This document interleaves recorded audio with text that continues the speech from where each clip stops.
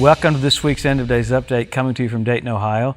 We had such a great time in Dayton. The folks were so hungry, so filled with God, got into end times a little bit.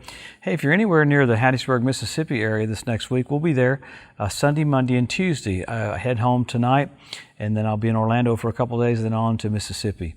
So come join us there at Victory Church in Hattiesburg. We'll have a great time.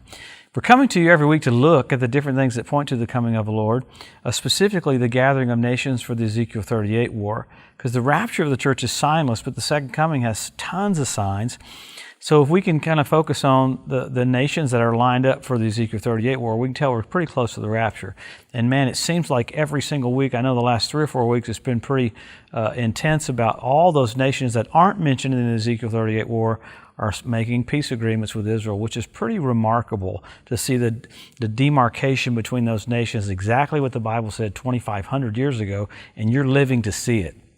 So let's pick up what happened around Israel. And the reason why we get into this, it's not an escape theology, and it's acceleration theology.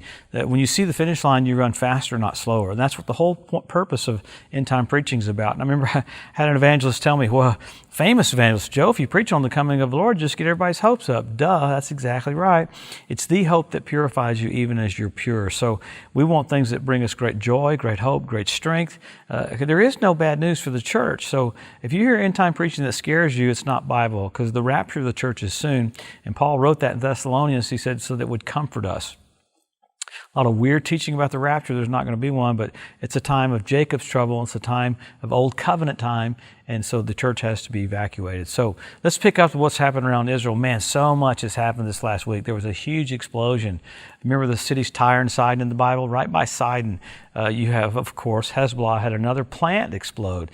It's kind of interesting that plant after plant after plant filled with munitions to annihilate Israel keep kind of quietly blowing up every single week. Now, this one wasn't as powerful as the one in Beirut, but it took out tons of missiles.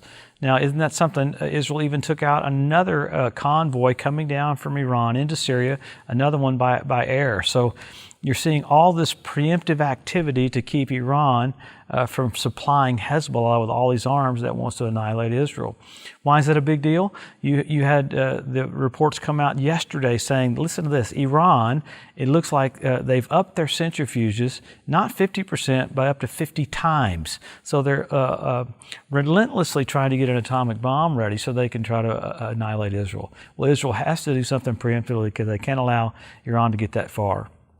Many things keep happening with that. You had France chiding Lebanon for basically keeping Hezbollah at front and center in their lives. I love that they're giving Lebanon a little bit of harassment. And of course, Lebanon answered back. Hezbollah said, well, Macron, you're not the ruler of Lebanon. But I do like that you see an influence from a man from France where the revived European Union comes into play, and with the Capitol building in Strasbourg. So you'll see more and more come from that area of pressure on the Middle East. But the amazing thing is you got several new nations literally getting ready to make formal declarations of peace with Israel, just like the United Arab Emirates and just like Bahrain. It looks like Kuwait's getting ready to do that. Several other nations are getting ready to do that. And it's amazing how Saudi Arabia quietly is pressuring them, but they're getting ready to do it as well, because Jesus is about to come back. And remember, those nations are not named attacking Israel in the Ezekiel 38 war.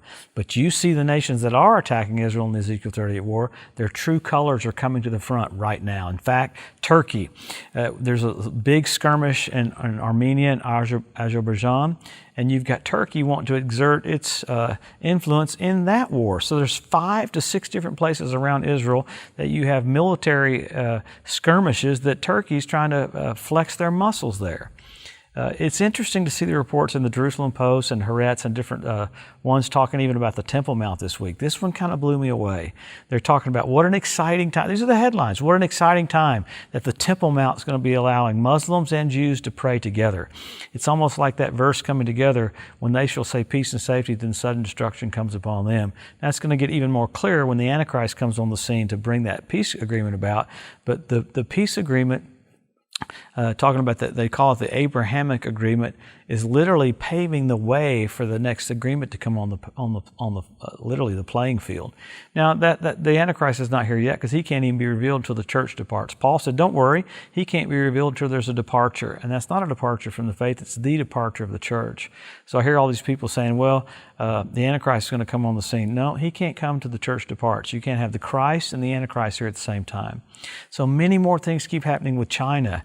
Many things are happening in Baghdad and Iraq. You had Iranian militia firing missiles into the Baghdad airport again to where it looks like America is going to evacuate its employees from the embassy. Notice you always evacuate the ambassadors first. So they're anticipating war there. So there'll be all kinds of skirmishes like this leading up to the Ezekiel 38 war. But what tells us things is how clear it is and how concise it is that these are nations getting into position because Jesus is just getting ready to come back.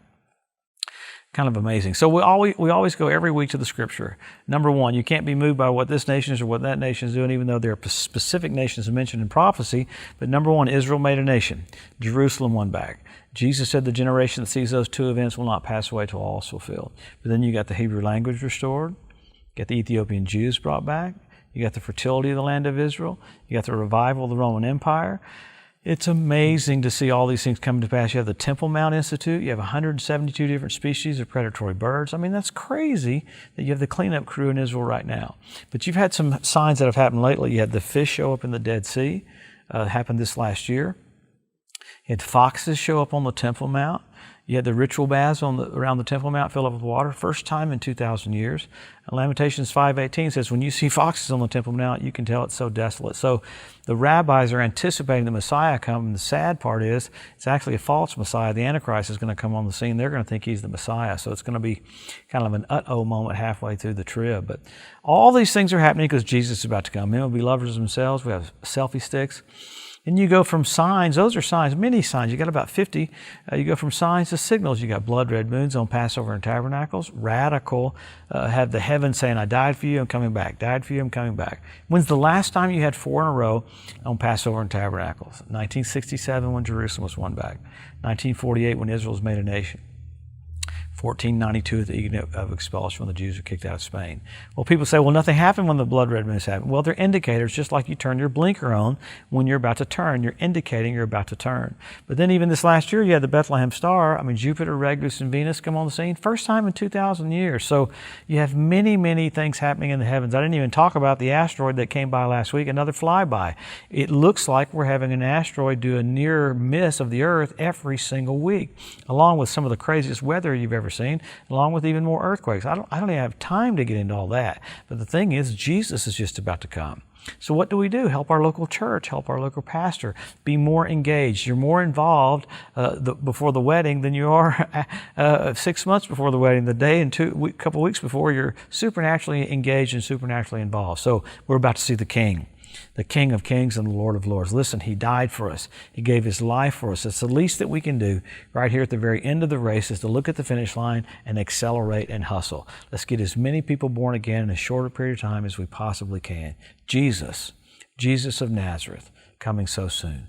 Hey, we'll come back next week and pick up with what's all happened around Israel and see how close we are to seeing the King. Have a blessed, awesome week.